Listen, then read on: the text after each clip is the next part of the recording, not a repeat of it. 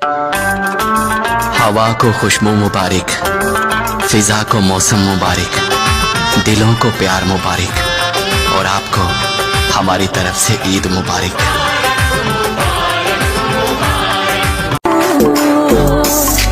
तुझे चांद के बहाने देखूं, हो तुझे चांद के बहाने देखूं तो छत पर आजा गोरिये आजा।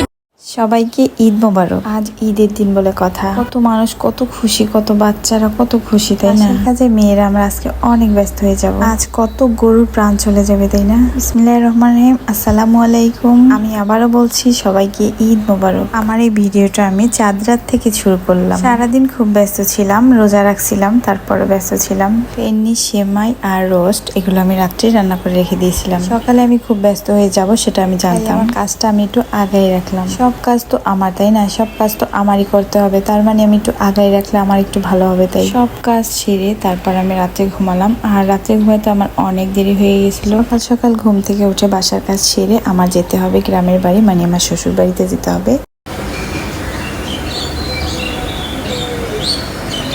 আজ ঈদের দিন সকাল 6টা বাজে আমি ঘুম থেকে উঠলাম। নামাজ ছিল 7টা বাজে, আর তাওহিদ নামাজে যাবে, তাই আমার 6টা বাজে ঘুম থেকে উঠতে হলো। তাওহিদকে রেডি করে নামাজের জন্য পাঠিয়ে দেব। ঘুম থেকে তাওহিদকে উঠাতে আমার অনেক কষ্ট হয়েছে। তারপরে আবার কি আস্তে আস্তে করে খাচ্ছে, এত লেট করে, এত স্লো ছেলেটা। তাওহিদকে পাঠিয়ে দিয়ে আমার নাস্তাটা আমি সেরে ফেললাম, যেহেতু আমি কাজে লেগে পড়লাম। আর একটা কথা, চা কিন্তু আমার খেতেই হবে। চাল আবার কে কে আছেন কমেন্টস করে যাবেন কিন্তু।